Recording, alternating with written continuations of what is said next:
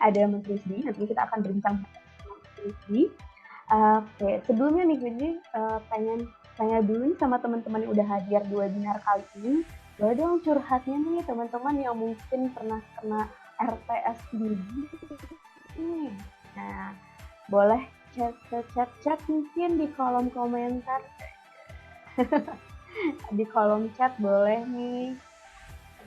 Mungkin ada yang pernah RTS-nya tinggi terus bingung ini kenapa ya RTS aku selalu tinggi padahal aku udah ngelakuin hal A B C D gitu. Hmm, ini oke. Ada yang mau ini cerita-cerita? Oke, atau ini masih pada malu-malu kali ya? Tapi teman-teman tuh udah pada tahu kan ya. Kalau misalkan malam ini kita akan ngebahas tentang RTS yang COD yang tinggi itu. Nah, oke. Jadi kita bakalan ngejelasin ataupun ngebahas secara kumpas tuntas nih dari A sampai Z untuk jurus jitunya takutkan si RTS COD yang tinggi. Bareng sama Mas Rudy Bazarudin atau yang biasanya kita panggil Mas Rudy ya. Jadi Mas Rudy ini akan sharing banyak tentang hal yang sangat-sangat bermanfaat atau biasa kita sering daging ya. Jadi ini boleh kita nanti akan mempersiapkan tempat duduk yang nyaman, makanan yang udah ada buat cemilan, minuman juga buat teman-teman ini ya, teman-teman kita nanti ngedengerin sharing-sharing dari Mas Rusdi gitu kan. By the way di sini Mas Rusdi udah ada belum ya? Boleh say hi? Ada nggak nih Mas Rusdi? Sudah ada Mbak, malam Mbak. Sudah ada. Aduh, udah cerah banget nih mukanya, semangat mau sharing ya sama teman-teman. Oke, nanti kita bakal sharing yang seru ya Mas. Siap. Oke. Nah, kita tunggu. Oke. Nah. Oh iya, aku lupa memperkenalkan diri aku sendiri, ya ampun. tadi maksud dia aja, ini siapa sih yang ngomong, MC-nya siapa sih gitu ya kan. Siapa tahu nih barangkali ada yang belum kenal ataupun ada yang mungkin pernah aku chat ya gitu. Oke, sebelumnya dari Salesnya Everflow yang kurang lebih akan menemani teman-teman semua selama 1,5 jam sampai sama Widi nanti di sini ditemeninnya. Jadi kita akan ngebahas nih tentang just itu takutin RTS COD yang tinggi. Nah, mulai dari pemahamannya tentang RTS COD itu apa sih, terus penyebab dari RTS COD yang tinggi itu kenapa gitu kan. Atau mungkin apa yang harus kita persiapkan nih biar si RTS COD kita makin rendah dan trik-triknya itu seperti apa gitu ya kan. Nah, oh iya jangan lupa juga teman-teman kalau misalkan mau melihat nih untuk webinar yang sebelumnya udah pernah kita lakukan itu bisa lihat di everpro.id/event. Nanti akan di-share di kolom chat.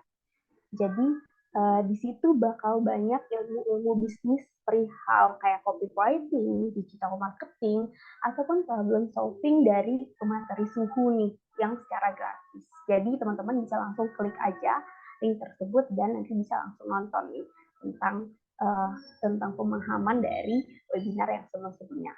Gitu. Oke. Oke, Mas jadi suara aku kurang jelas ya? Atau di teman-teman jelas? Oke, segini masih kurang jelas kah? Jelas. Oke, terima kasih Mas Dede. Nanti kalau misalnya suara aku kurang jelas, boleh ya diinfokan. Takutnya nanti berbeda kan, jadi nggak nyampe nih inti dari pembicaraannya. Gitu. Oke. Iya. Sebelum kita ke topik utamanya sama Mas Rusdi, kita mau bahas dulu nih mengenai Everpro Update. Jadi di sini ada teman aku. Hai Kang Fei. Hai Kang Fei, ada di sini kah? Oke, halo. Ya sebelumnya aku perkenalkan dulu, Kang Fei ini juga salah satu tim sales dari Everpro yang akan ngebahas nih mengenai Everflow update, apa aja sih yang sekarang baru di Everflow, karena kan kita juga mengikuti terus ya perkembangan zaman, jadi makin banyak banget yang baru-baru, takutnya teman-teman nanti ketinggalan info. Nah, di sini ada Kang Fei yang akan ngejelasin ya, Kang, ya Iya. tentang apa aja sih Everflow update yang terbaru gitu. Oke, Kang Fei udah siap? Boleh, siap. Nah, oke, begitu. Atau kita mau bahas apa dulu deh? Kang Fei kira-kira awalnya mau bahas apa nih untuk Everflow update? Aku mau cerita beberapa fitur baru sih ya di Everflow. Mungkin teman-teman di sini udah pernah ya dengar atau bahkan mungkin pakai fitur di Everflow. Cuman kan kalau di Everflow itu sifatnya kita update ya berdasarkan kebutuhan teman-teman. Jadi kita itu pengennya bisa memenuhi semua kebutuhan teman-teman lewat fitur yang ada di Everflow. Nah, sebelumnya perkenalkan dulu, nama saya Ferry, saya dari tim salesnya Everflow. Nah, saya mohon izin ya teman-teman ya, saya untuk menjelaskan sedikit update yang ada di Everflow. Nah, seperti teman-teman tahu, gitu kan tujuan kita salah satunya adalah untuk menyiapkan platform bisnis online tanpa perlu ragu-ragu ataupun kendala yang lainnya. Itu kurang lebih. Boleh di next, Mas Ando. Nah, pertama dari service yang teman-teman tahu, kita ada shipping ya, gitu kan. Nah, di shipping ini kita bekerja dengan beberapa logistik yang insya Allah kita bisa menjamin kebutuhan teman-teman dalam mengirimkan paket, gitu kan. Nah, paket ini otomatis kan biasanya ada reguler, ada yang COD, bahkan kita pun provide atau kita bisa menyediakan jasa untuk kargo, gitu teman-teman. Jadi area cakupannya pun akan lebih luas karena kita kerjasama dengan beberapa ekspedisi. Gitu. Next, Mister. Nah, ini promo yang sedang berjalan di kita itu adalah 30% untuk cashback ongkir atau mungkin lebih kenal diskon ongkir gitu ya. Dan juga COD-nya hanya 2,5%. Dan ini berlaku sampai tanggal 31 Agustus 2023 dengan pilihan ekspedisi yang teman-teman bisa lihat ya di sini ya. Gitu kan. Nah, jadi kalau teman-teman mau pakai shippingnya kita, boleh coba di 3 ekspedisi ini, dan benefitnya itu adalah 30% ke cashback pengiriman sama CODP 2,5%. Gitu. Dan ini tanpa minimal order ya teman-teman. Next, Mas Ando. Nah, ini salah satu fitur yang terbaru yang tadi saya sempat singgung. Ini salah satu fitur terbaru dari kita, gitu kan. Kita itu bekerja sama dengan AliExpress. Nah, tujuannya apa? Kita dan AliExpress itu pengen memaksimalkan kendala pickup yang kadang bisa terjadi di teman-teman. Jadi adalah kita bekerja sama dengan Alfamart, gitu kan. Jadi teman-teman bisa drop off di beberapa gerai Alfamart atau gerai Alfamart yang terdekat dari rumah teman-teman, gitu. Nah, seperti di sini kan caranya seperti apa? Bisa teman-teman lihat ya. Yang pertama, tempelkan label pengiriman pada paket yang akan dikirim. Buka di aplikasi Everpro, order baru, drop off, dan pilihan kurirnya ID Express. Lalu setelah itu cari toko Alfamart, Alfamidi, dan yang terdekat dari rumah teman-teman sekalian untuk memudahkan. Gitu. Nah, sudah itu berikan paketnya untuk di-scan di kasir. Nah, nanti ketika struk sudah terinfak, maka transaksi dianggap selesai. Tapi teman-teman jangan lupa, di sini ada syarat dan ketentuannya. Maksimal itu 5 paket dalam satu pengiriman. Dan berat paket maksimal 10 kg per paket. Gitu teman-teman ya. Diulangi ya. Maksimalnya 5 paket dalam satu pengiriman, berat paketnya maksimal 10 kg per paket. Gitu teman-teman. Ya. Next, Mas Ando. Nah, ini kurang lebih apa yang harus teman-teman lakukan ketika teman-teman mau masukin untuk apa ya istilahnya order di dashboard Everflow. Nah, ini update fitur yang terbaru, gitu kan. Jadi teman-teman bisa lihat mau memilih mau template yang mana, gitu kan. Apakah ini menggunakan template yang pakai kode pos atau yang menggunakan kecamatan. Nah, teman-teman ini bisa pilih mana yang lebih nyaman ya, kurang lebih seperti itu. Next, Mas Ando. Nah, salah satu service yang lain itu adalah kita bisa bantu untuk akun supportnya baik itu Facebook atau Google Ads ya, gitu, teman-teman. Nah, biasanya sih teman-teman ini udah nggak heran ya atau udah nggak asing lah dengan Google Ads atau Facebook gitu. Next, Mas. Nah, ini beberapa kelebihan service yang ada di Facebook atau Google Ads Support. Pertama itu edukasi. Nah, kita sebisa mungkin akan mengedukasi dari tim kita gitu kan untuk di iklan Facebooknya, Google dan Pro supaya pertama ini nih yang sering banget jadi penyakit ya buat teman-teman, iklan saya disable karena apa? Mungkin kan tidak sesuai dengan ketentuan gitu. Nah, yang kedua kemudahan untuk skala iklan. Nah, kadang-kadang kan kita terbentur, aduh budget saya segini nih. Nah, tapi dengan kita bisa coba untuk memaksimalkan budget gitu kan iklannya seperti itu. Yang ketiga, transaksi terjamin dan aman. Gitu. Maksudnya apa? Pembayarannya atau top up-nya langsung, gitu kan, tanpa ada pihak kedua. Jadi langsung bisa dilakukan di dashboard teman-teman sekalian. Gitu. Next, Mas Andi.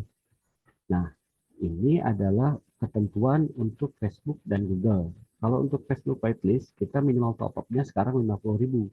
Nggak ada kan ya, gitu kan, agregator yang bisa minimal top up-nya sampai 50.000. Nah, karena apa? Ini balik lagi ke yang tadi. Kita bisa meminimalisir budget teman-teman, gitu kan. Dan gratis manajemen dan fix fee untuk pengguna sampai akumulasi top up 15 juta.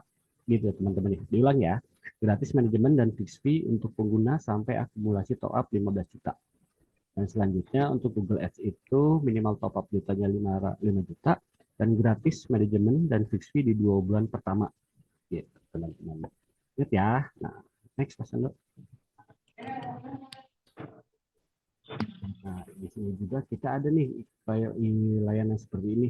Gimana nih manajemen fee-nya bisa 4%? Nah, ini jangan lupa ya teman-teman ya, di sini ada nih bintang kecil nih. CSK berlaku. Ini nanti bisa kontak-kontakan atau bisa komunikasi lebih lanjut sama kita ya, supaya teman-teman bisa tahu gimana syaratnya bisa dapat 4%. Gitu. Boleh lanjut Mas Ando. Nah, ini salah satu layanan di Apple Pro yang sekarang lagi naik daun, gitu kan, namanya produk sourcing. Gitu.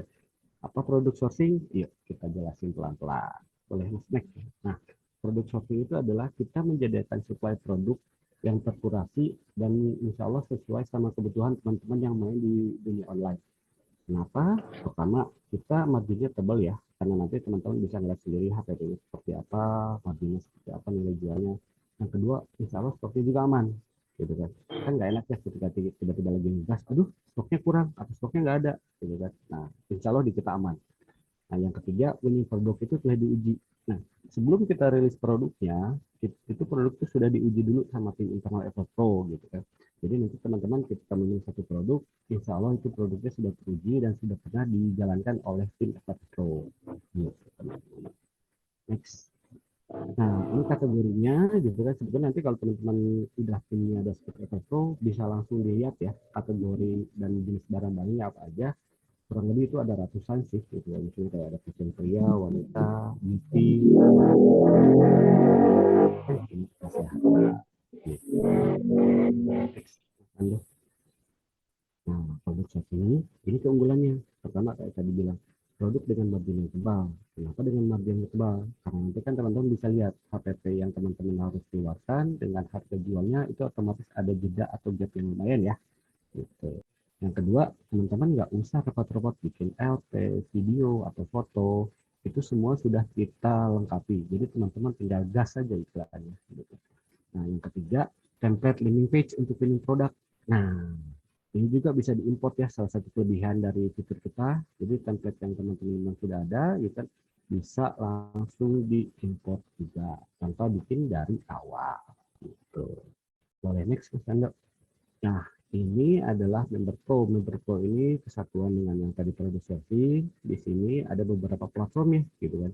Yang pertama Facebook Ads itu berbayar 200.000 untuk 1 bulan, lalu TikTok Shop 200.000 untuk 1 bulan, dan Social Expo itu 100.000 untuk 3 bulan. Nah, masing-masing platform ini ada plus minusnya ya teman-teman ya. Jadi silahkan teman-teman pilih yang memang sesuai dengan teman-teman mau. Gitu. Next, Mas Ando. Nah, seperti tadi saya bilang nih, kita ada fitur baru juga nih, fitur landing page builder.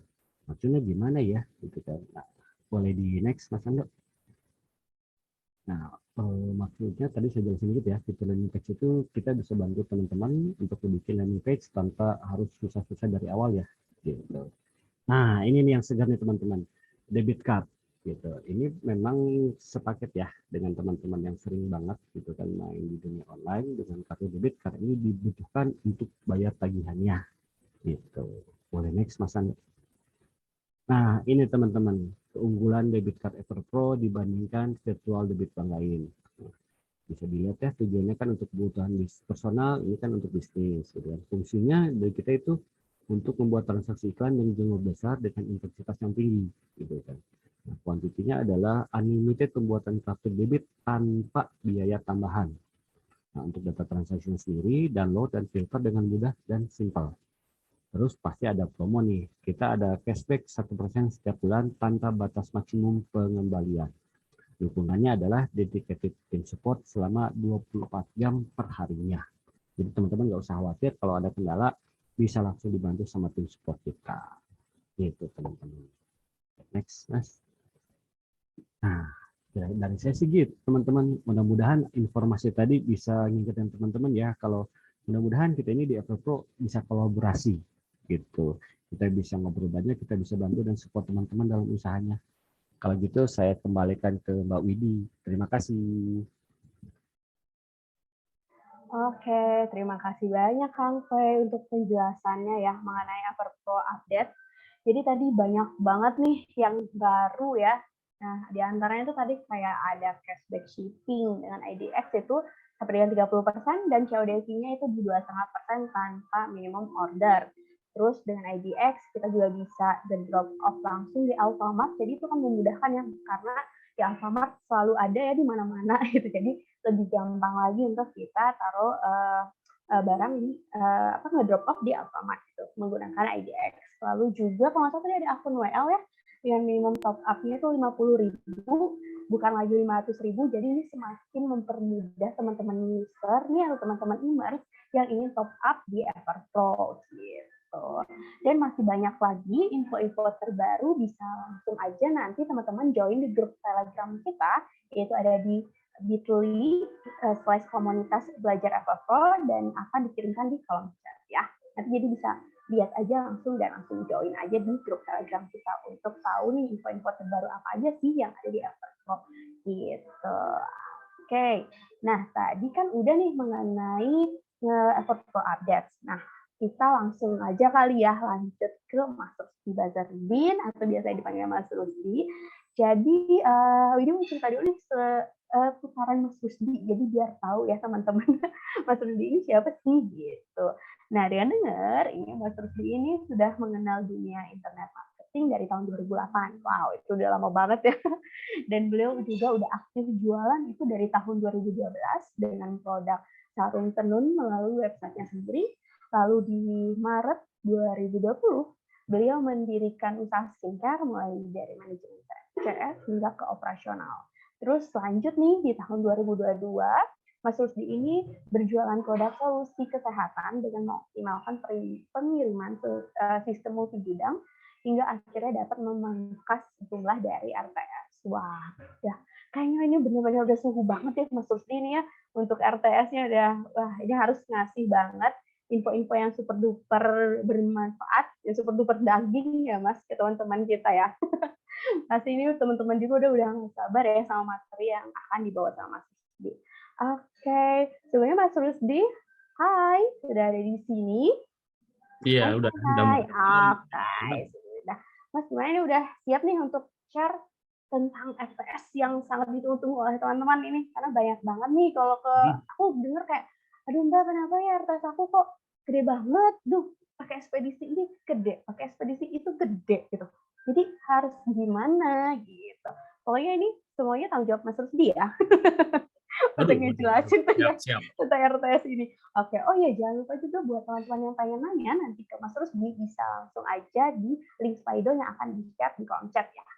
Oke deh, kalau begitu diserahkan kepada Mas Rusdi. Oke, sebelumnya terima kasih buat Mbak Widi. Oke, sebelumnya selamat malam semua teman-teman. Perkenalkan nama saya Rusdi Bazarudin. Mungkin kalau di Facebook teman-teman mungkin yang sempat tahu atau kenal itu pakainya RUZDE atau Rusdi.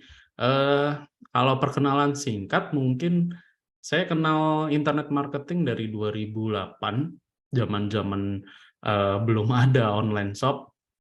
Di awal-awal dulu mungkin saya lebih banyak jualan produk digital kayak domain, website dan sebagainya di forum luar kayak Digital Point, Warrior Forum dan sebagainya.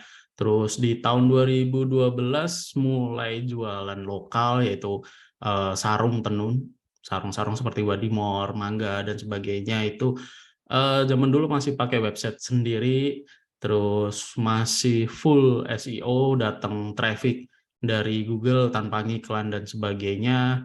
Bahkan gurihnya dulu full transfer, nggak ada COD seperti sekarang. Jadi minim sekali yang namanya retur. Ketika emang ada pembelian, transfer, ya udah barang kita kirim. Cash flow juga pasti aman karena seluruh 100% itu transfer.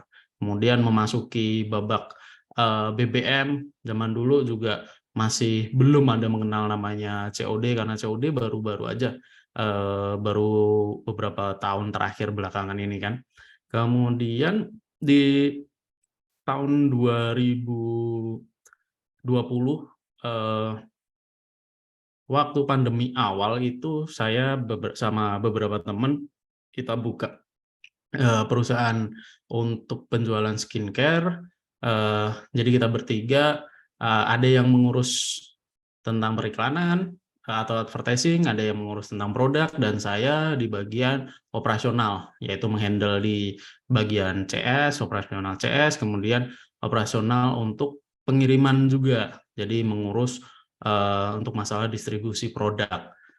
Entah itu misal nanti yang berurusan dengan trouble pengiriman, sama menghandle seluruh admin yang mengatur jalannya pengiriman, sampai kita analisis seberapa besar sih RTS yang terjadi gitu. Karena awal-awal dulu kita RTS itu agak lumayan besar. Jadi kita bisa RTS awal-awal itu di 20 sampai 25%. Tuh. Jadi kalau mungkin dulu masih belum paham karena memang baru awal-awal, baru kita mulai, jadi agak lumayan untuk RTS-nya. Jadi setelah itu baru saya terapkan beberapa jurus, atau istilahnya bukan jurus sih, istilahnya teknik-teknik yang memang nantinya bisa menurunkan angka RTS. Jadi di terakhir kita RTS itu di angka kisaran 5-8%. Cuma rata-rata di angka 6% per bulan gitu. Karena memang kalau ongkir sudah, mungkin kalau kisaran masih 10 juta mungkin masih enak ya untuk RTS, mungkin kisaran 20% itu masih 2 juta mungkin. Tapi kalau ongkir sudah di angka 1M, bahkan RTS 20% itu sudah menyentuh angka 200 juta, itu yang angka agak lumayan juga untuk kita saat itu. Oke, mungkin perkenalan awal mungkin seperti itu. Mungkin bisa kita next, kita mulai. Oke, nah karena saat ini zamannya zaman RTS, bukan zaman RTS, zaman COD, mungkin efek dari marketplace, yaitu Shopee zaman dulu yang memperkenalkan COD. Jadi mau nggak mau kita sebagai seller juga harus mengikuti perkembangannya juga. Kalau tidak mau, mungkin akan sedikit berat. Jadi walaupun ada beberapa teman saya yang jualan masih full transfer, jadi tanpa adanya COD, cuma kalau kita terapkan mungkin agak berat ya, karena memang pasarnya saat ini memang senangnya COD seperti itu. Terus dan COD belum balik lagi dulu Mas, sebelumnya. Nah gitu.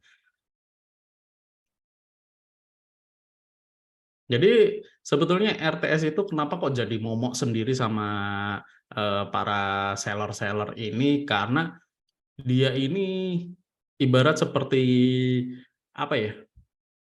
silent killer lah. jadi pembunuh dalam diam. Kenapa? Mungkin kita revenue bulanan misal 100 juta atau 200 juta atau bahkan 1 miliar, senang di awal. Tapi ternyata pada saat audit terakhir, finance menghitung di akhir bulan ternyata RTS kita bisa nyampe 20%. Nah, itu yang membuat agak lumayan gonjang-ganjing di urusan finance kita juga gitu loh. Jadi kenapa kok RTS itu jadi musuh seller banget? Satu, karena mau nggak mau kita harus bayar ongkir nih. Meskipun ongkir berangkat, kalau untuk ongkir pulang biasanya rata-rata sudah gratis.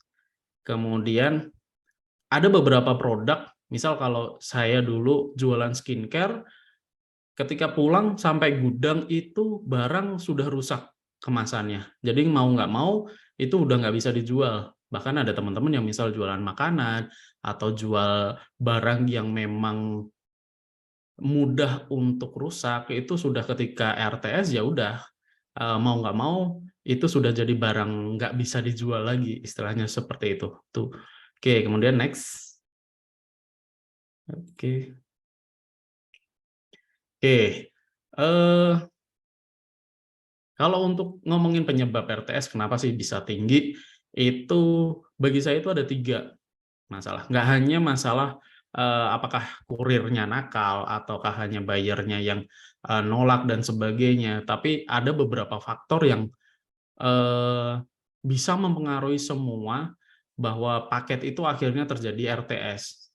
Jadi di sini saya bagi menjadi 3. Jadi dari sisi faktor buyer, kemudian ada dari ekspedisi, sama bagian internal juga. Jadi dari tim kita sendiri itu juga berpengaruh untuk menjadikan paket itu RTS.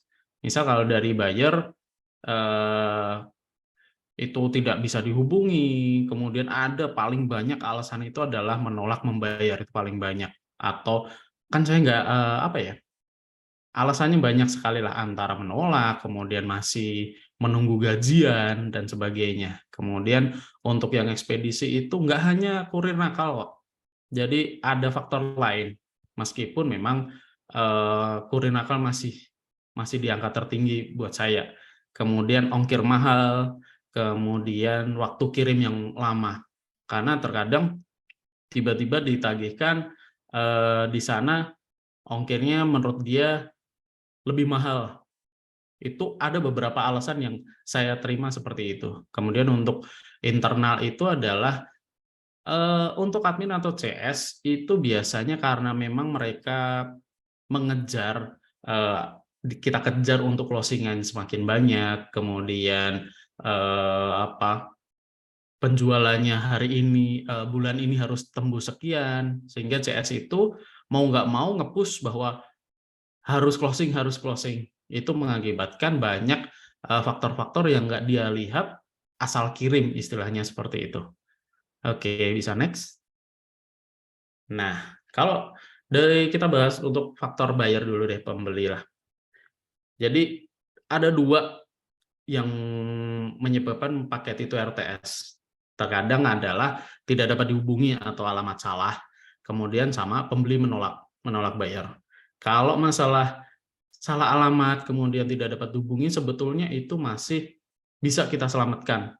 Satu, di setiap ekspedisi itu memiliki waktu tunggu. Jadi ada waktu pengantaran 2 kali, 3 kali, atau bahkan bisa sampai 14 hari, 21 hari mereka bisa menunggu untuk dikirimkan ulang ke alamat pembeli, gitu.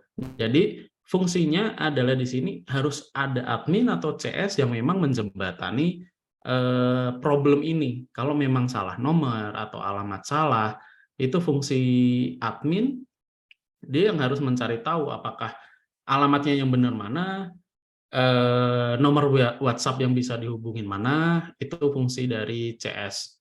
Karena terkadang CS saat input itu memang banyak salahnya. Mungkin ada beberapa yang salah, misal kurang 1 nomor, bahkan kode pos salah atau kecamatan salah, itu juga sangat-sangat berpengaruh.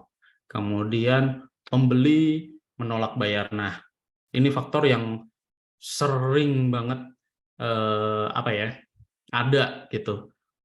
Tiba-tiba barang datang, nggak tahu apa-apa, tiba-tiba ditolak, langsung RTS. Alasan belum gajian, alasan uangnya belum ada, nggak dibolehin sama suami. Meskipun alasan-alasan itu biasanya ada saat dia chat pertama sebelum pembelian ya, sebelum kita kirim, namun alasan itu kadang dipakai juga ketika barang sudah sampai. Jadi mau nggak mau tetap itu ditolak sama buyer. Nah, fungsinya kalau di sini ketika menolak buyer, banyak dari teman-teman itu kalau sudah paket sudah RTS atau kembali, mereka sudah terus membiarkan bahwa oke, RTS ya udah RTS saja. Tapi kalau di sini RTS, seluruh RTS itu saya masukkan ke dalam database gitu. Jadi selain database penjualan, database pengiriman, saya juga punya database RTS. Di sini database RTS itu isinya adalah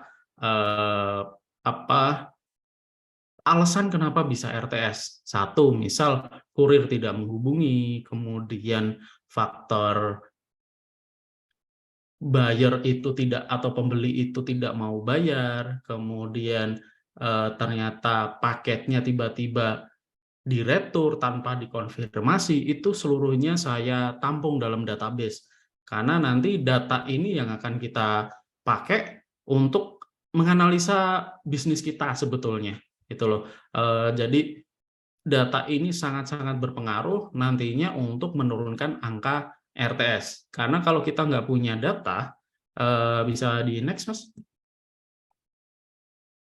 Oke. Kita nggak akan bisa jawab pertanyaan-pertanyaan kayak gini. Sekarang, kalaupun kita sudah RTS, coba bisa jawab nggak data, misal berapa jumlah RTS dari ekspedisi A, misal dari ekspedisi JNE, itu dalam 1 bulan ada berapa banyak?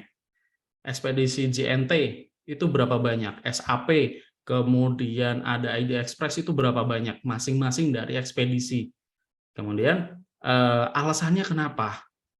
Jumlah paket yang nggak diantar ke alamat pembeli itu dari masing-masing ekspedisi itu ada berapa gitu. Terus jumlah paket karena nomor yang nggak bisa dihubungin atau alamat salah itu berapa. Terus kapan kita tahu paket itu akan RTS itu kapan? Sama kenapa pembeli itu menolak paket, kenapa? Apa karena terlalu lama atau karena trouble dari kurir seperti itu. Kadang seringnya ketika kita konfirmasi nih, "Kakak udah terima paketnya belum?" "Belum, Kak, dihubungin sama kurir aja belum." Ternyata setelah kita cek di sistem dashboard kita, tulisannya sudah RTS atau sudah kembali karena pembeli menolak. Sedangkan setelah kita konfirmasi, pembeli itu merasa nggak menolak paket gitu loh. Oke, bisa di next. Nah, di sini fungsinya saya punya admin khusus resi. Saya menyebutnya admin resi sebetulnya. Itu fungsinya adalah dia membuat reporting order. Meskipun order dari sisi finance atau dari sisi CS mereka sudah punya reporting order juga, tapi di sini kita konekkan mulai dari nama, nomor WA, kota, order dan sebagainya sesuai kebutuhan lah. Itu admin resi harus punya. Kemudian, nah dari data itu admin juga harus bisa ditanya saat ada trouble. Ini resi A itu sudah sampai mana perjalanannya? Apakah masih di gudang? Apakah sudah berjalan? Atau masih trouble di kota tujuan? Karena seringnya seperti itu. Karena kita tahu kadang banyak yang ketika ditanya CS-nya, oh sebentar, enggak tahu, kita follow up dulu. Rata-rata seperti itu. Kemudian admin khusus resi ini juga sebagai jembatan antara kurir ekspedisi sama dengan CS. Karena biasanya CS itu sudah dipusingkan dengan chat dari atau pesanan dari customer atau dari buyer. Kalau dia dihubungin oleh kurir lagi, dia akan pikirannya sudah nggak akan fokus, ya gitu. Jadi ada fungsi admin resi ini adalah jembatan. Misal alamat tidak ditemukan, dari ekspedisi akan menghubungi admin resi akan menghubungi CS tolong konfirmasi lagi ke misal ke Mbak Widi, sudah pesan ini, alamatnya tidak ditemukan nih, ada alamat yang lain atau tidak, misal seperti itu. Jadi jembatan untuk memudahkan dari ekspedisi ke customer-nya melalui CS. Oke, kemudian termasuk adalah handle claim. Itu banyak dari kita itu nggak klaim resi, istilahnya apa? Ketika ada trouble yang tiba-tiba balik, resinya atau paket belum diantar tapi tiba-tiba balik, sebetulnya kita bisa klaim resi bahwa ini ada kesalahan dari ekspedisi dan saya nggak mau bayar ongkir, itu bisa. Jadi nanti kita obrolkan lagi, misal ke Everpro bisa menjembatani ini enggak? Karena sepengalaman saya bisa gitu. Oke, next. Nah, di Everpro sendiri itu sudah ada laporan sebetulnya. Jadi berapa jumlah order, kemudian yang sudah dikirim itu berapa, kemudian yang gagal dan sebagainya. Tapi admin saya atau kami itu punya data sendiri lagi, gitu loh. Isinya adalah perjalanan setiap resi dan data khusus untuk RTS. Ini misal aja data dummy ini, misal dia statusnya sudah balik. Jadi kalau retur gudang itu barang sudah sampai di gudang kita, balik ke gudang kita, itu sudah hitungannya sudah RTS. Kalau proses retur itu sebetulnya masih bisa kita selamatkan. Kalau memang barangnya masih ada di kota tujuan, itu biasanya saya masih bisa selamatkan. Karena kita harus cari tahu nih, yang trouble ini karena kenapa? Antara menolak paket, atau emang tidak ada di tempat. Kalau memang masih tidak ada di tempat, itu masih kita bisa selamatkan lagi, karena ada faktor waktu tunggunya. Bahkan ada beberapa ekspedisi yang sampai 21 hari. Jadi kita bisa manfaatkan itu. Oke Bu, nunggu Ibu gajian dulu deh. Mungkin minggu depan baru kita kirim lagi, itu bisa. Nah, dari data ini itu kita bisa tarik kesimpulan. Bukan tarik kesimpulan sih, kita bisa tarik analisis nih. Dari kota mana, dengan ekspedisi apa, itu kurirnya nakal. Gitu. Saya pernah nge-blacklist salah satu ekspedisi di daerah Sumatera. Karena kenapa? Dalam 1 bulan itu ada 10 kali kiriman yang tidak diantarkan ke kota tersebut. Jadi istilahnya dia sudah sampai di kota itu, tapi tidak diantarkan ke pembeli, langsung di RTS atau dikembalikan. Nah, ketika saya punya data itu, karena ini alasannya adalah kurir tanpa konfirm dan sebagainya, akhirnya yang bisa saya lakukan adalah khusus untuk kota tersebut, saya membacklist ekspedisi A, misal. Jadi saya gunakan ekspedisi yang lain, misal ekspedisi B atau C. Kemudian ada lagi data yang lucu adalah misal di kota tersebut ada 10, bahkan kemarin lebih, misal ada 12 kalau nggak salah.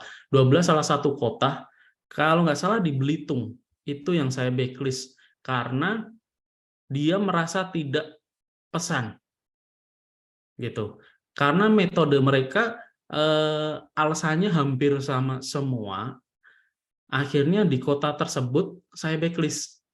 Istilahnya backlistnya bukan backlist nggak boleh beli, tapi tidak boleh COD. Bolehnya adalah transfer, seperti itu. Kemudian alasan lagi misal terlalu lama pengiriman, misal kayak seperti di Nabire atau di daerah-daerah timur seperti Papua. Kenapa kok menolak? Iya, karena pengiriman bisa 3 minggu sendiri. Saya sudah lupa ini saya pesan apa. Bahkan misal kita kirimkan hari ini, ternyata minggu depan mereka dapat iklan yang produknya hampir serupa dengan produk kita, tapi pengirimannya lebih cepat. Karena mereka belum bayar, jadi mereka ya udah pesan aja dulu. Ketika barang sampai yang mana dulu, akhirnya yang terakhir ditolak. Nah, itu sering sekali karena memang proses pengiriman yang lama itu menjadi RTS juga. Nah, dari data-data ini kita nanti akan bisa olah. Maksudnya olah, kita bisa menentukan nih kebijakan apa yang bisa kita pakai untuk menurunkan RTS ini. Oke, coba di next. Nah, alur trouble-nya kalau di tempat saya itu seperti ini. Oke, yang pertama adalah saya teliti dulu, ini yang salah pembelinya atau kurirnya. Sama-sama di-handle oleh admin resi ketika memang pembelinya yang trouble antara alamat salah, nomor salah, dan sebagainya, admin resi itu akan mengkonfirmasi ke CS untuk menanyakan alamat yang benar, seperti itu. Karena biasanya ketika percobaan pengiriman pertama itu baru kelihatan nih nomornya salah, alamatnya salah, dan sebagainya. Kalau memang sudah dikonfirm dan dapat alamat atau nomor WA yang sesuai, maka admin resi minta kepada kurir atau ekspedisi untuk diantar ulang. Kemudian kalau misal kurir nakal, nah ini kita cek dulu nih, paket itu masih ada di kota tersebut, kota tujuan, misal kita kirim ke Makassar, apakah masih ada di Makassar atau sudah dalam perjalanan? Kalau masih di Makassar, biasanya saya meminta admin resi itu untuk klaim bahwa ini harus diantar ulang, jangan dikembalikan. Karena kalau memang tidak ada klaim, kadang dia langsung diantarkan pulang lagi, seperti itu. Kalau memang barang ternyata tidak dikirimkan ke buyer dan sebagainya, kita bisa klaim bahwa kita tidak perlu membayar ongkos kirimnya. Oke, kemudian yang over SLA atau yang sudah melebihi itu biasanya jadi trouble juga. Kita harus klaim juga melalui admin kita. Jadi barang kita harus menentukan ini barang berada di mana, antara dibikin status hilang atau memang barangnya ada. Kalau memang barangnya ada, harus dikembalikan ke gudang kita. Karena beberapa kali kasus adalah barang ini sudah menggantung lebih dari misal 30 hari belum balik. Kita ada jangka waktu, misal kalau saya rata-rata itu dari pengiriman 1 sampai 21 hari itu baru proses pengajuan klaim. Kalau memang barang itu kembali, saya akan mengajukan klaim. Kalau memang kembali, harus kembali saat itu, atau kalau memang dinyatakan hilang, ya udah saya minta ganti rugi senilai paket. Biasanya akan seperti itu. Oke, next. Nah, persiapan agar RTS turun. Nah, ini fungsi dari data yang tadi. Satu yang jelas adalah training CS. Biar memang semangat dia untuk closing itu memang masih sebagus dengan kualitas pengiriman. Istilahnya, jangan sampai karena kita nge-push untuk closingan, seluruhnya dikirim. Akhirnya RTS semakin besar. Karena kita punya data dari data admin resi itu, si CS itu menjadi garda depan atau filtering pertama bahwa buyer ini bisa dikategorikan aman untuk COD atau tidak. Gitu. Misal yang tadi misal di Belitung ternyata di kota itu masih ada yang beli lagi. Sedangkan di data kita di kota A atau di kota Belitung itu sudah kita backlist untuk COD. Mau nggak mau kita tawarkan. Mau untuk transfer atau pilih beli lewat marketplace. Saya biasa mengakalinya seperti itu. Oke, karena kalau dipaksakan kemungkinan akan RTS lagi. Kemudian misal dia ngotot atau di kasus kota lain ternyata kita sudah backlist nih. Misal ekspedisi A untuk kota ini kita tidak bisa. Tapi ada customer yang saya minta khusus dikirimkan pakai ekspedisi misal JNE. Oh, maaf, JNE sudah kita biasanya saya bilang bahwa kita sudah tidak kerjasama lagi dengan JNE, kita hanya bisa kirim menggunakan ID Express. Saya biasanya bilang kayak gitu. Itu juga cukup alasan cukup untuk rasional untuk menurunkan RTS juga gitu loh. Dari data-data itu kita punya collecting data-data RTS, akhirnya kita bisa simpulkan nih, yang akan kita backlist itu apa? Apakah customer-nya atau kurirnya? Maksudnya dalam misal di kota A, memang kurir ini masih bermasalah, ya udah kita backlist untuk ekspedisinya. Oke, untuk alasan-alasan misal yang lama itu tadi itu cukup berpengaruh. Akhirnya saya memutuskan untuk fulfillment atau menggunakan multi gudang. Seperti yang data saya tadi, untuk sekarang itu saya menggunakan 3 gudang di Jakarta, Makassar, sama di Medan. Itu cukup untuk pengiriman di seluruh Indonesia. Karena misal pengiriman dari Jawa ke daerah timur atau Papua itu ongkirnya bisa lebih dari 120, bahkan ada yang 140 gitu.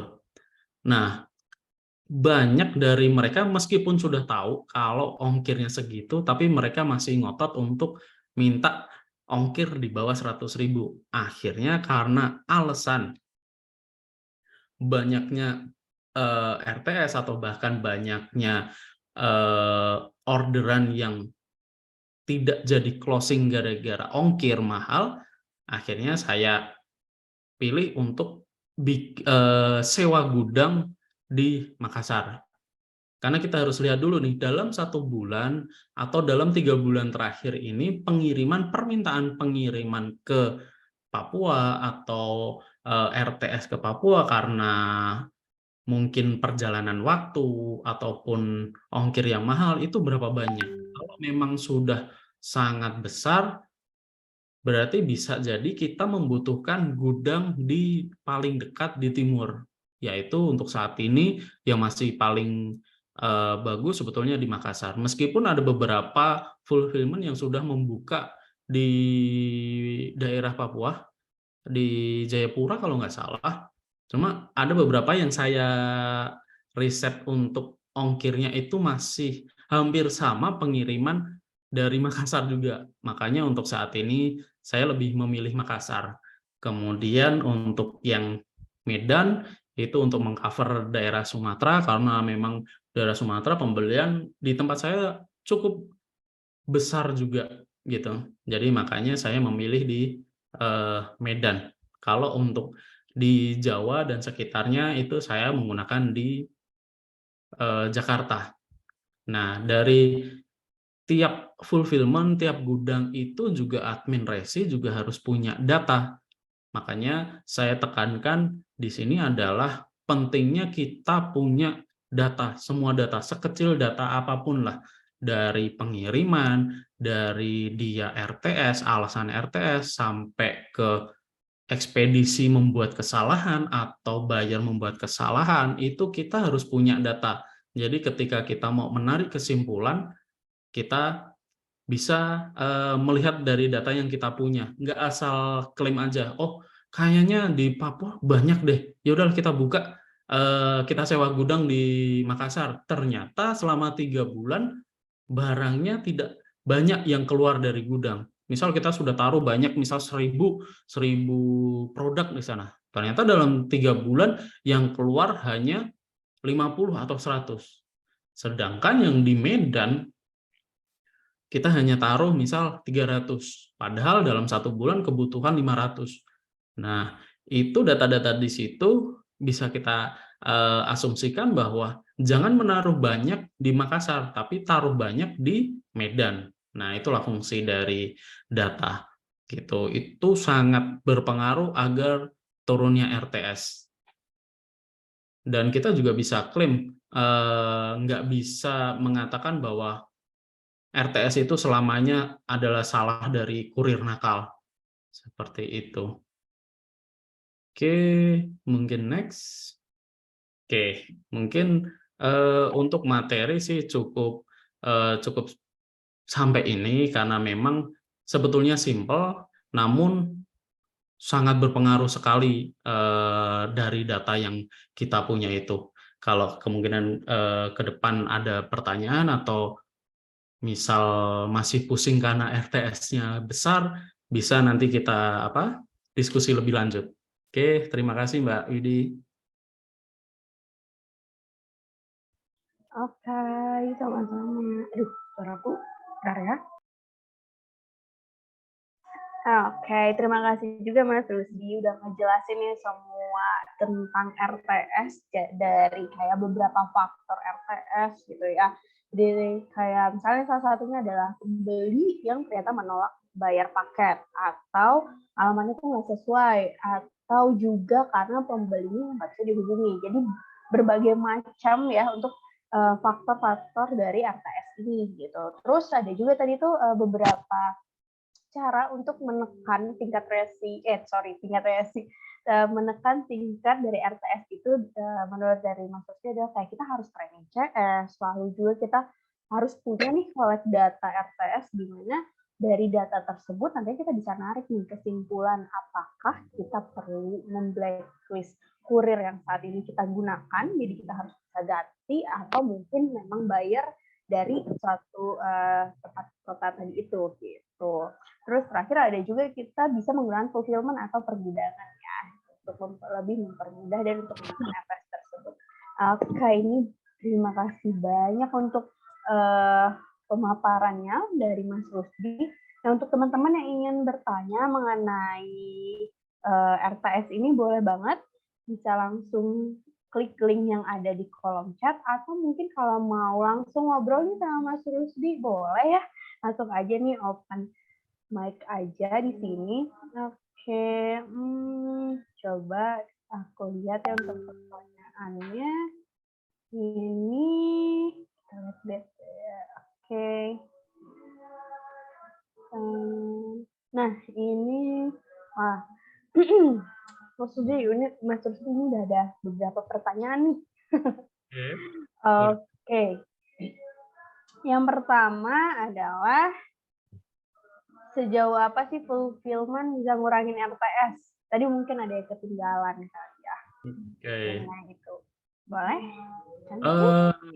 Sangat, kalau bagi saya sangat besar sih pengaruh fulfillment itu karena satu mengurangi waktu pengiriman.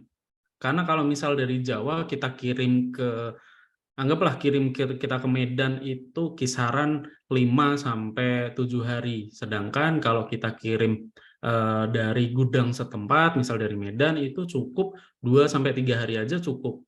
Gitu. Jadi waktu tunggu mereka itu cepat. Tuh karena banyak alasan yang RTS itu gara-gara waktu pengirimannya lama. Gitu. Jadi sangat-sangat lumayan untuk mengurangi RTS sih sebetulnya. Dan juga mengurangi ongkir juga. Gitu, Mbak. Ya, paling penting mengurangi ongkir ya, Mas. Jadi kan cost-nya pun jadi kecil, kan kita maunya profit besar-besarnya, tapi cost-nya kecil-kecilnya ya enggak? Betul. Oke. Terus ini ada lagi nih yang nanya, area yang selama ini jadi primadona untuk RTS nih, di mana Mas? Primadona kalau dari dulu sih masih timur ya. Jadi antara di Papua, kemudian di pulau-pulau yang timur, tapi itu cukup untuk sekarang turun juga karena ada gudang di Makassar juga, itu lumayan, satu karena memang ongkir lebih murah, kemudian waktu pengiriman juga lebih cepat. Sebetulnya ada beberapa alasan adalah ketika terlalu lama pengiriman, itu mereka sudah kena produk lain sebetulnya. Yang takutnya itu loh. Jadi misal kita sama-sama jualan apa ya, gelas misal. Kita baru kirim, seharusnya kalau misal dari Jawa itu pengiriman ke daerah sana itu maksimal 14 hari, ternyata di waktu 7 hari dia sudah dapat iklan lagi nih, Mbak. Jadi dia tetap pesen gelas dari tempat lain, akhirnya dia bayar, ketika barang kita nyampe sana, loh kok ada lagi, sedangkan sebetulnya itu dia beli di sebelumnya, gitu loh. Jadi itu alasan sering untuk RTS juga, gitu.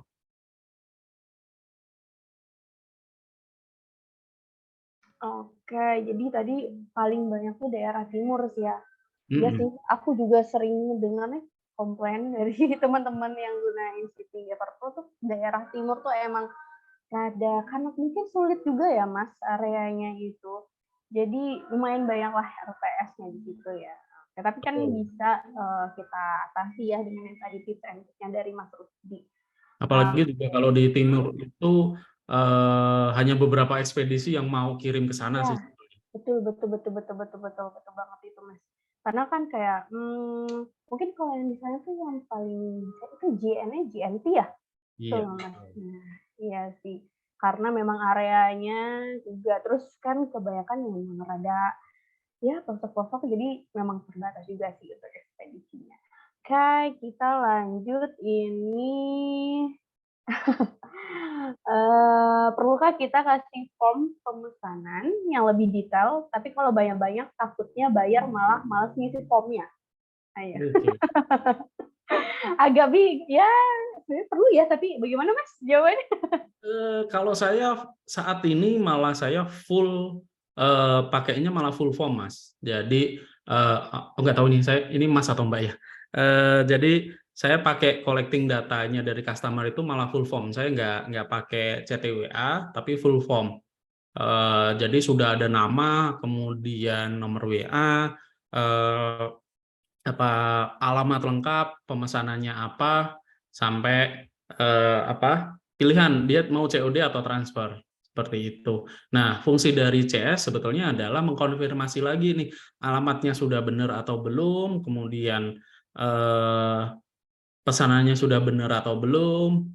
Ketika memang sudah confirm baru kita inputkan orderannya, seperti itu. Oke, jadi memang prefer untuk ini ya, full untuk formnya ya Mas. Karena kan Betul. lebih detail juga lebih bagus ya, untuk mengurangi juga kan salah pengirimannya, mungkin ya takutnya kriss-cross juga, kayak gitu-gitu ya. Jadi Iya, biar lebih aman, gitu teman-teman. Oke, ini masih ada nih pertanyaan lumayan nih, makin banyak nih Mas, nggak apa-apa ya kita sambil tanya jawab. aman, aman, aman. Oke. Mas, ini katanya boleh di-spill tidak Mas ekspedisi apa yang tadi sudah di blacklist? Aduh, Aduh. karena gini tiap apa ya, tiap ekspedisi itu punya karakteristik sendiri-sendiri ya, gitu loh. Jadi mungkin ketika saya ngomong backlist sekarang, mungkin bulan depan itu sudah ada perbaikan, kayak gitu. Jadi bahkan tiap kota A, ketika saya bilang ekspedisi A, ternyata itu tidak terjadi karena sudah ada perbaikan, kayak gitu. Karena emang kalau data saya itu spesifik di kota A, itu saya membacklist ekspedisi, kayak gitu. Jadi saya nggak berani ngomong nih di sini nih, nanti malah jadi pencemaran nih. Oke, ya bener bener bener. Jadi kan kadang gitu ya, maksudnya ekspedisi pun punya evaluasi ya Mas, ke depannya. Oh ternyata mereka harus berubah di sini, di titik yang poin ini mereka jadi harus update. Nah kemudiannya mereka udah lebih baik gitu. Jadi sebenarnya ya selalu ada plus minusnya ya Mas setiap ekspedisi itu. Oke, terus ini ada lagi nih pertanyaan. barang yang potensi retur besar itu apa aja, Mas? Kalau barang, eh, semua barang tuh berpotensi sebetulnya. Jadi tidak ada spesifikasi khusus sih ya. Hmm. Oke, berarti ya semua barang bisa berpotensi untuk RTS ya, Mas? Nggak Iya, ngelihat dia mungkin produknya skincare ataupun fashion ya bisa aja ya. Kalau misalkan pun reasonnya adalah ya mungkinnya si pembelinya tidak bisa dihubungi, ya udah, jadi RTS lagi ya. Ataupun alamatnya tidak sesuai, RTS lagi gitu ya. Jadi betul. sebenarnya semua kategori barang itu bisa berpotensi retur besar ya, teman-teman. Oke, ada lagi nih. Bagi seller yang masih low, itu RTS merupakan hal horor. Tapi opsi fulfillment masih belum dalam jangkauan. Apakah sebaiknya filter pertama di CS atau di setting ads? Oke, sebetulnya filter paling pertama itu di sisi CS.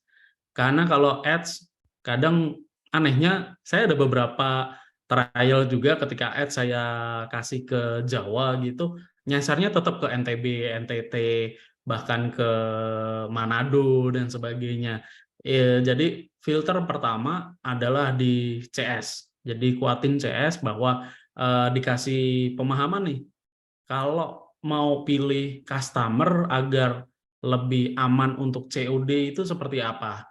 Kriterianya seperti apa gitu loh. Kalau memang daerah-daerah timur memang banyak RTS-nya dan sebagainya, minta untuk ditransfer. Bisa kasih promo-promo, misal kalau transfer hari ini kita diskon misal 20.000 atau 30.000, karena misal kalau pengiriman dari Jawa itu kan diskonnya juga lumayan nih. Kayak di Everpro, ID Express itu dapat berapa persen ya, Mbak Widi? IDX Ya. cashback-nya, Mas, Mm-mm. itu 30%. Nah, jadi misal kayak 30%, nilai 30% itu bisa jadi acuan nih, apa untuk kasih diskon ke mereka. Kalau mau transfer, kasih diskon aja. Misal seperti itu. Jadi ada beberapa opsi, entah nanti misal kalau transfer kita kasih bonus deh, bonus apalah, misal barang dengan harga yang murah misal 5.000, 10.000, itu jadi pendorong mereka untuk bisa transfer gitu loh. Jadi untuk filtering pertama tetap di CS. Yang kedua memang kalau di ads itu berpengaruh, tapi memang kadangkala masih banyak apa yang nyangkut-nyangkut itu dari daerah-daerah memang di luar yang kita targetin sih, gitu, Mbak. Oke, jadi itu poin pertama adalah kita training CS ya, Mas, dibandingkan dengan ads ya. Karena benar sih, kalau untuk ads tuh kita kan biasanya berdasarkan nargetin ya. Takutnya malah nggak kejangkau daerah-daerah yang kecil gitu ya. Jadinya lebih baik kita untuk training CS. Oke. Lanjut, ini ada pertanyaan lagi. Benar, aku pilih ya, ini lumayan nih, udah lumayan banyak. Oke. Jasa gudang yang dipakai Om Rusdi apa? Oke, Everpro udah ada jasa gudang belum ya? Udah, Mas, kita Oh, sudah udah. punya. Iya Nah, loh. Bisa bisa ya pakai gunain Everpro. langsung. Nah, bisa pakai Everpro. Gitu. Betul. Jadi ntar teman-teman nih kalau mau pakai jasa gudang bisa hubungin Everpro. Nah, Mau dropship bisa, ada kita. Akun mail nah, ada. Shipping gitu. ada. Mau apa Jadi aja. Kita Everpro selalu semua gada. ada. Betul sekali ya, Mas. Jadi semuanya ada di Everpro. Boleh nanti tinggalkan aja selfie-nya ya. Iya. Jadi betul ya, di sini ada aku, ada Kang Fei, ada teman-teman gitu ya. Oke, lanjut. Ini cara mengatasi kiriman yang kurirnya nggak bisa antar ke alamat buyer dan alasan daerah tidak dijangkau, dan buyer nggak bisa ambil langsung ke kantor ekspedisi. Nah, biasanya saya klaim nih. Saya klaim kalau pakai Everpro, saya klaim ke Everpro nih sebagai agregator ya. Tolong nih, karena memang di sistem itu ada pilihan untuk ngirim ke daerah itu mau nggak mau sebetulnya ekspedisi harus bertanggung jawab untuk kirim. Itulah fungsinya dari agregator dan fungsinya kita sebagai penjual yang harus klaim untuk meneruskan ke ekspedisi nih. Kalau memang kurir tidak mau kirim, ya udah harus klaim bahwa memang saya nggak mau bayar nih, gitu loh. Karena kalau kita nggak proses itu, nggak klaim dan sebagainya, karena kurir nggak mau kirim yang alasan tidak terjangkau dan sebagainya, barang sudah akan RTS gitu loh. Dan kita harus bayar ongkirnya gitu. Oke, betul sih sini dari yang tadi Mas bilangnya. Oh ya ini ada yang chat ternyata di kolom chat aku baru nge, sorry ya. Ini dari siapa? Ya Mbak Mas Inux FX. NTT peminatnya banyak, tapi ratunya juga banyak. Dengan caranya Mas. Oke. Nah, itu fungsinya punya data tadi. NTB dan NTT itu seberapa banyak nih? Gitu loh, seberapa banyak dalam 1 bulan bisa kirim berapa banyak? Misal dalam 1 bulan bisa di atas 100 gitu, saran saya sih udah cari gudang di dekat-dekat sana sih, gitu loh. Jadi mungkin nanti bisa konsultasi lah sama teman-teman di Everpro, gudang yang dekat NTB sama NTT itu mana nih, gitu loh. Jadi bisa satu memangkas ongkir juga, kemudian memangkas waktu tempuh juga, jadi bisa lebih banyak karena ketika ongkir itu bisa diturunkan itu jadi bahan nego sih bagi saya itu. Jadi bahan nego, bahan diskon untuk biar bisa jangan COD, transfer aja kayak gitu loh. Bahkan terkadang misal saya gudang di Makassar, kadang saya hitung itu dari Jawa sebagai bargaining saya. Kalau memang mau COD harus bayar sekian karena ongkirnya dari Jawa sekian. Kalau memang mau transfer jauh lebih murah karena saya kirim dari Makassar. Seperti itu. Oke, jadi bisa lihat dari kota yang paling terdekat ya, dari NTB dan NTT, terus kita bisa cari fulfillment atau gudang, jadi biar ya lebih murah juga tadi kan si ongkirnya, terus bisa juga apa namanya apa mengurangi. Kan kalau boleh tahu tuh kalau sampai dia apa namanya ongkirnya kan jadi lebih murah ya, itu bisa sampai berapa tuh? Kayak 50% mungkin. Bisa. Oh iya. Bisa. Wah, tuh kan. Siapa tahu nih ada teman-teman yang malah baru tahu, wah ternyata lebih murah ya gitu. Ternyata bisa sampai 50% teman-teman gitu. Jadi ada baiknya nanti kita bisa ngobrol ya sama sales Everpro untuk nanya ya di mana sih gudang yang paling terdekat dari timur atau mungkin di Sumatera tadi di mana, di Pulau Jawa di mana. Udah ini di sini ada teman-teman kita yang bisa membantu. Gitu. Ada lagi dari teman-teman yang ingin bertanya atau mau langsung open mic ini mau ngobrol sama Mas Rusdi boleh banget. Atau yang malu-malu ini boleh ke link Slido nih. Boleh nggak supaya tanya ke sini. Oke. Ini ada lagi nih Mas. Saya punya pengalaman klaim nggak dicairkan sama ekspedisi. Om Rusdi pernah ngalamin nggak? Dan gimana solusinya untuk mencegah hal itu? Oke. Biasanya kalau trouble itu terkadang kalau kita langsung kirim ke ekspedisi nih tanpa agregator. Nah, itu sebetulnya fungsi dari Everpro itu jadi penjembatan nih, gitu loh. Jadi biasanya memang saya tidak langsung ke ekspedisi. Saya biasanya pakai Everpro, itu jadi kalau misal nggak klaim saya itu nggak cair dan sebagainya, saya protesnya ke Everpro, gitu loh. Jadi biar Everpro yang marah-marahin ekspedisi nih, ini kenapa nggak dicairin, kayak gitu. Bener ya Mbak Widya? Benar banget. Jadi memang di kita kan ada salah satu feature yang untuk klaim ya Mas di dashboardnya kita. Jadi betul sekali kalau kita masuk di kalau misalnya belum cairnya bisa pressure tim Everpro-nya. Ini kapan nih? Jadi dari kitanya juga langsung pressure lagi nih ekspedisinya. Kapan nih cair gitu. gitu ya. Oke, lanjut nih ada yang nanya dari Mas Farid Putra, cara tahu waktunya kita harus klaim di hari keberapa, gimana Mas biar ke RTS? Oke, nah itu sebetulnya fungsi dari admin resi itu saya biasanya bikin pengiriman itu per minggu ya Mas. Jadi admin saya itu akan ngecek tiap hari pengiriman barang ini sudah sampai mana, trouble di mana. Walaupun di Everpro itu sudah ada fasilitas trackingnya bahwa ini trouble dan sebagainya, cuma saya akan nge-trace juga dari admin saya itu akan nge-trace masing-masing paket yang trouble ini posisinya ada di mana. Kalau memang masih ada posisi di kota tujuan, saat itu juga harus bisa diselesaikan gitu. Jadi di hari keberapa ya tiap hari kita cek seperti itu. Jadi kita pantau di tiap hari ya. Betul.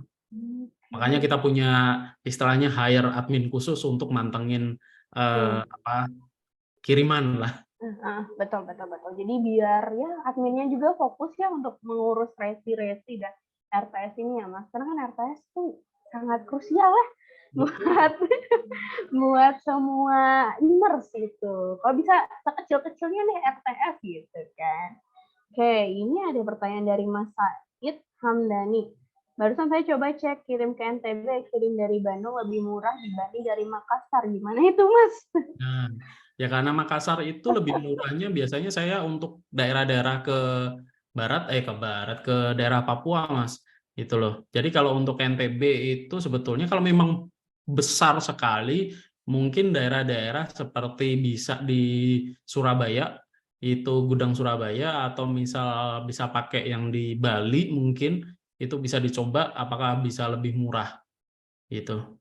Tapi memang harus di riset dulu, nggak bisa menentukan bahwa oke, saya pilih Makassar atau saya pilih Surabaya, tapi ternyata yang paling besar pengirimannya itu NTB. Jadi takutnya malah boncos untuk diongkir gitu. Jadi harus punya data dulu nih pengiriman bulanannya ke daerah sana itu berapa, bahkan data yang ditolak nggak jadi closing gara-gara ongkir mahal itu ada sebulan itu ada berapa, itu sangat berpengaruh gitu Mas.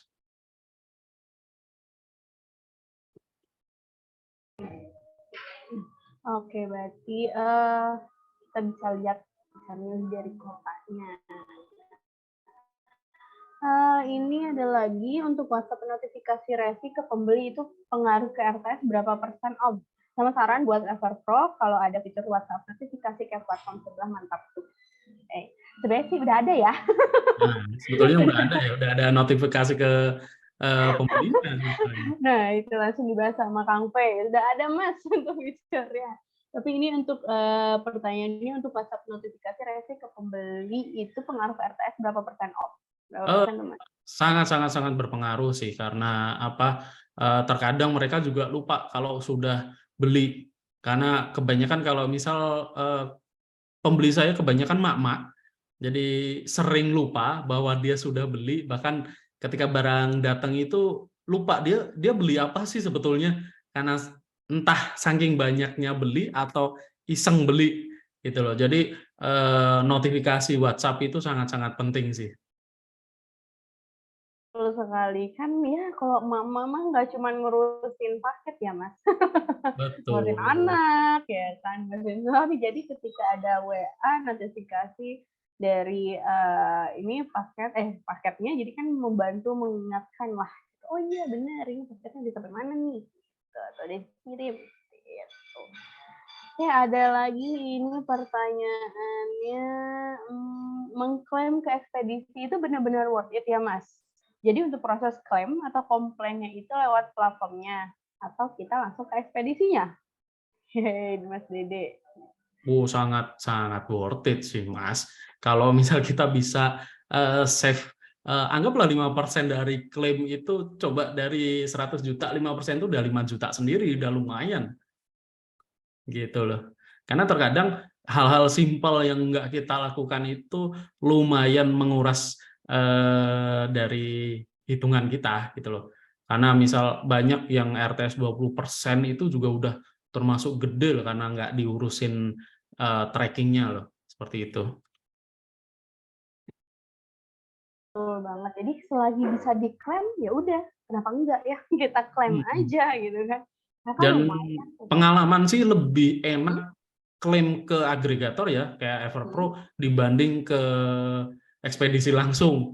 Karena terkadang ketika kita ekspedisi langsung itu mereka harus bertahap lagi dan nunggu, seringnya nunggu. Kalau minta Everpro kita bisa push aja Everpro. Mbak cairin Mbak.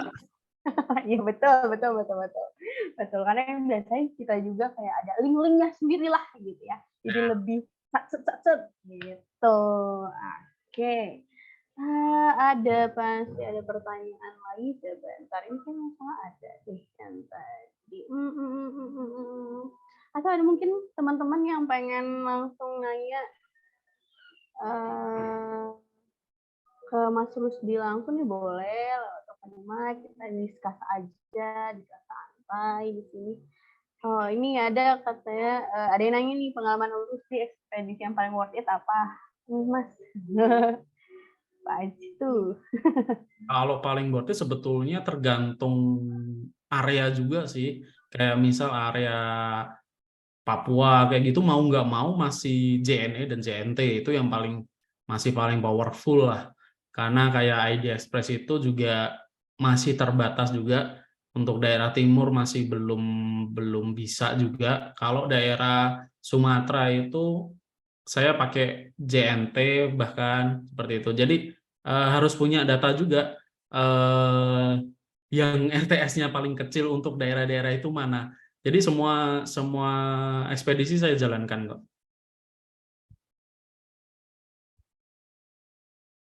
Betul. Jadi kita tuh memang perlu itu sih collect data ya.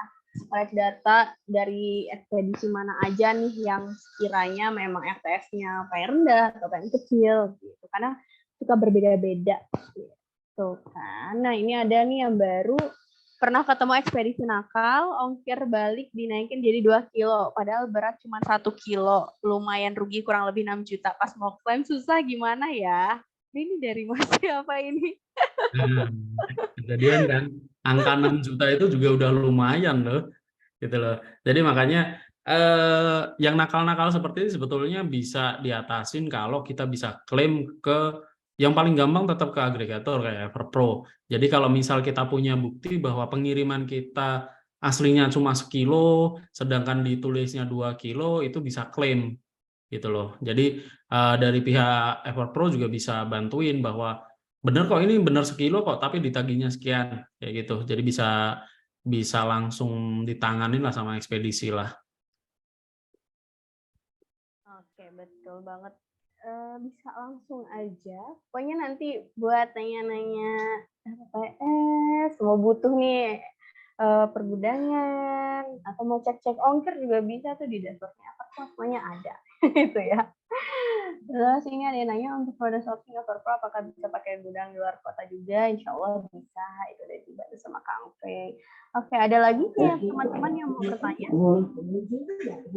Halo, ya Mas? Halo Mas Asus, ingin bertanya ke Mas Rusdi?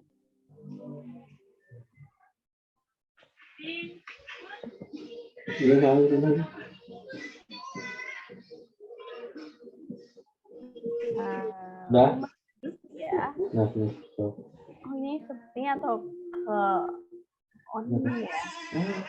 Klik ya kayak ini Mas. Pencet kayaknya ini. Iya kayak kepencet ya. Oke, ada info lebih lengkap bisa akses di mana ya Kak? Bisa cek di websitenya Everpro, itu ada semua tentang price sourcing, akun whitelist ada, shipping ada, sama nanti. Oh ya, atau bisa juga join di grup Telegramnya kita, itu ada di komunitas belajar Everpro. Nanti akan dikirimkan di linknya ya, di kolom chat ya linknya. Oke, ada lagi pertanyaan untuk Mas Rusdi teman-teman? Saya kira nggak langsung, udah banyak banget pertanyaannya tadi sesi pertanyaan. Kira-kira nih masih ada yang mengganjal tentang RTS apa aja atau masih mungkin kurang paham gitu, Boleh banget nanya ke Mas Rusdi, mumpung masih ada suhunya nih ya. Akarnya di Mas Rusdi di sini. Ada lagi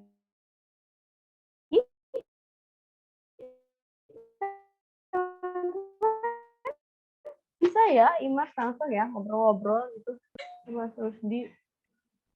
Kebetulan kan Mas Rusdi udah lama juga di, di apa di dunia. Oh aku kenal nih Mas Rusdi gitu. Ada rekamannya nggak Kak Widi? Oh iya, oke. Jadi setelah acara ini nanti bisa isi feedback.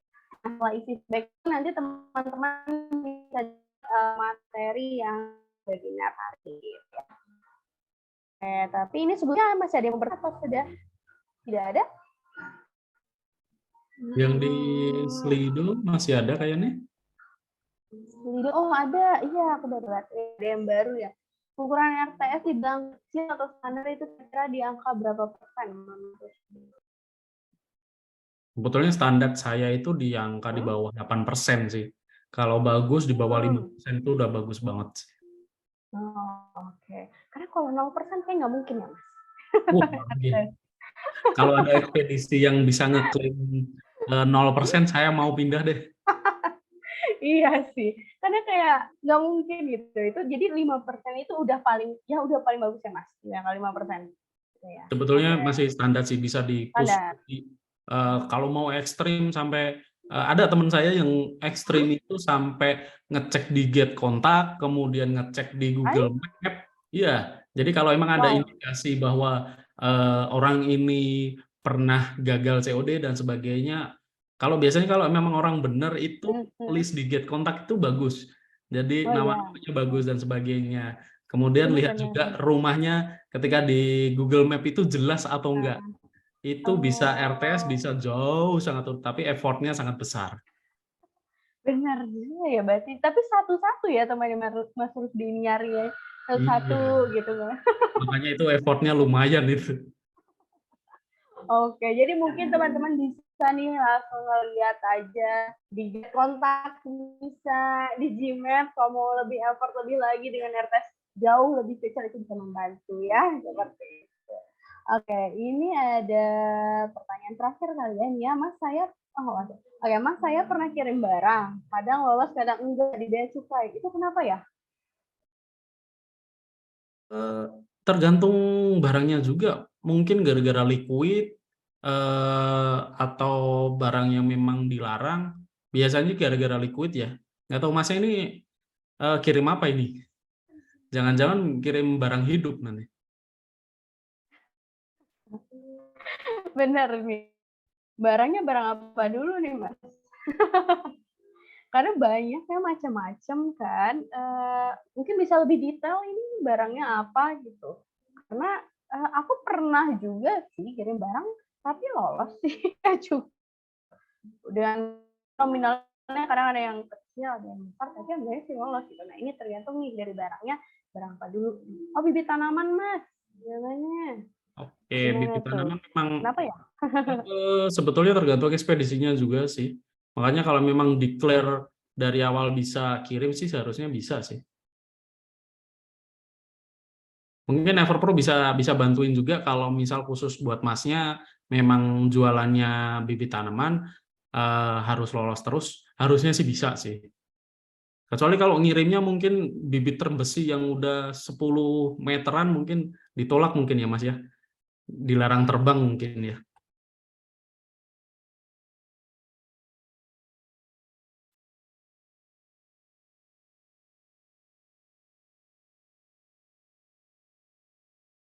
Oke.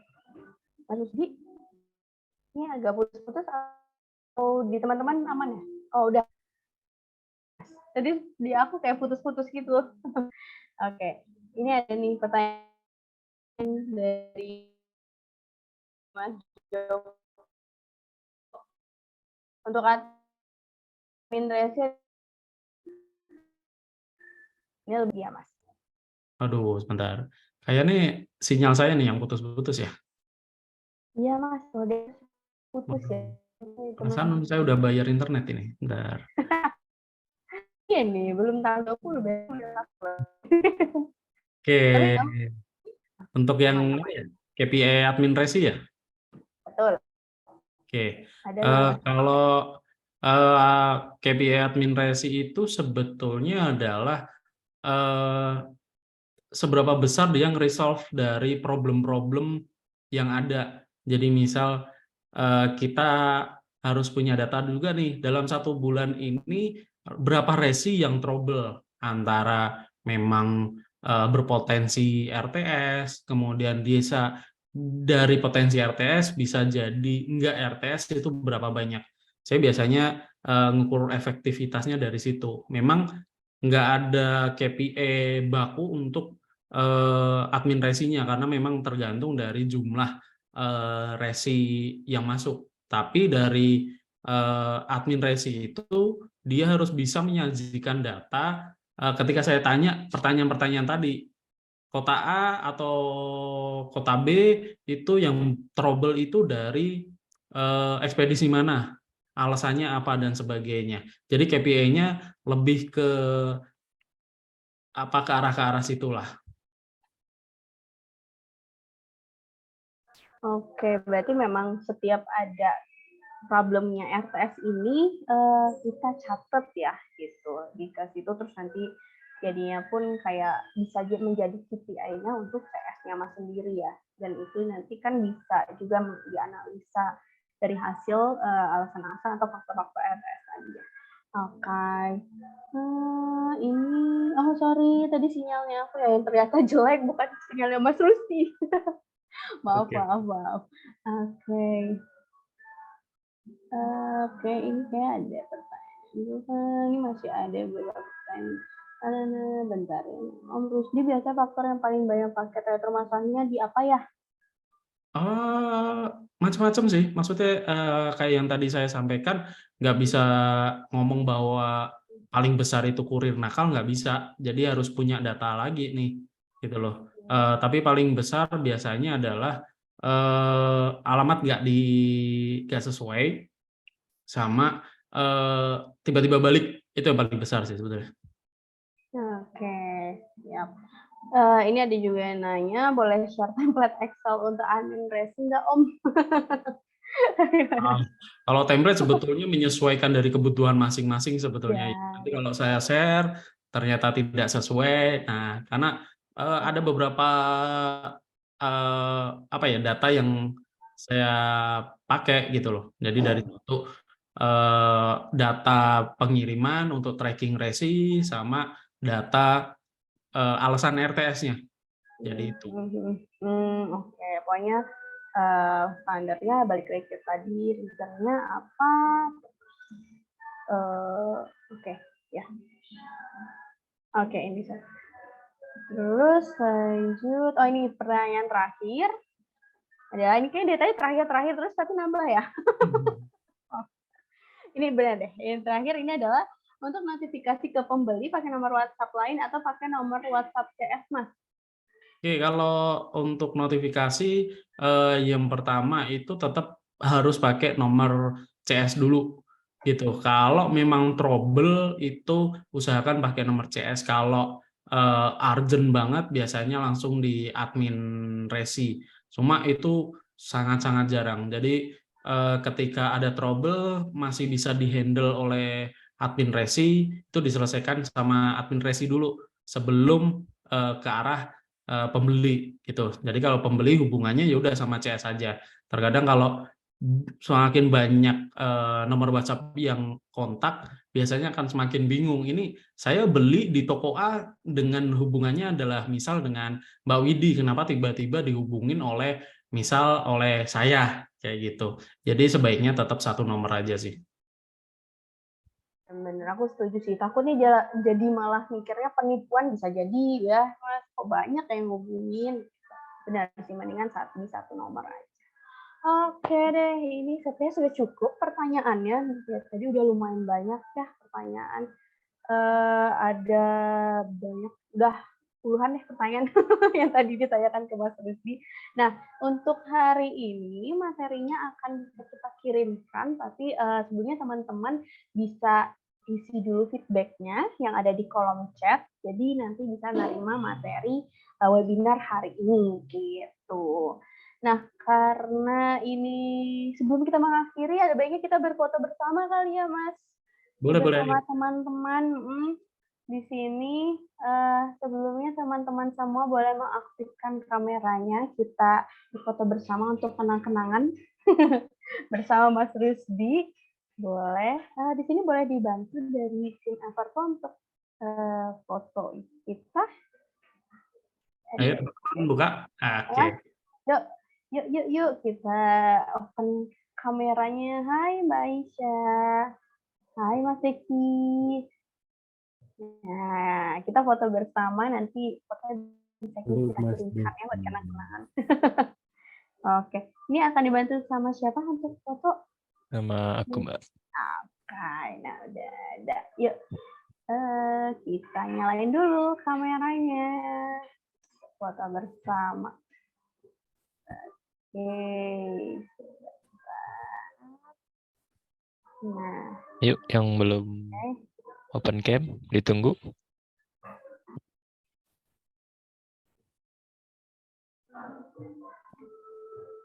Oke, kayaknya udah ya. Oke deh. Kalau gitu, aku hitung mundur ya. 3, 2, 1. Oke, karena cuma satu slide yang open cam, jadi kayaknya udah cukup nih Mbak Widi. Oke, terima kasih Mas sudah membantu memfotokan kita ya. Jadi terekamlah memori kita bersama Susdi. Gitu ya. Oke, teman-teman semua pokoknya jangan lupa untuk isi feedback. Jadi dengan adanya feedback tersebut nanti bisa kita kirimkan di materi hari ini. Terus sama teman-teman juga kalau mau ngeliat nih webinar yang sebelumnya atau webinar hari ini bisa langsung lihat aja di link everpro.id/event. Di situ semuanya udah terkumpul webinar-webinar yang udah pernah kita lakukan sebelumnya kayak copywriting, digital marketing, ataupun problem solving bersama para suku gitu. Oke, nggak kerasa nih kita sudah di penghujung acara. Terus di sini juga terima kasih banyak Mas Rusdi udah banyak banget sharing tentang RTS. Aku juga jadi banyak belajar, oh ternyata RTS itu gimana cara nanganinnya, terus juga bagaimana yang tadi tentang fulfillment dan sebagainya, itu aku jadi nambah ilmu dan semoga teman-teman semua di sini juga bisa menambah ilmunya. Terus udah gitu juga tadi ada Kang Frey udah ngejelasin tentang Everpro update bagaimana. Dan juga untuk teman-teman semua yang udah ngeluangin waktunya, terima kasih banyak aku ucapin. Oke, di sini Widi mewakili teman-teman dari tim Everpro pamit undur diri. Terima kasih banyak. Nanti untuk sharing infonya bisa kita infoin di grup Telegram juga ya teman-teman. Terima kasih banyak. Selamat malam. Wassalamualaikum warahmatullahi wabarakatuh. Waalaikumsalam warahmatullahi wabarakatuh. Makasih Mbak Widi. Sama-sama Mas Rusdi. Sampai bertemu nanti. Oke. Terima kasih.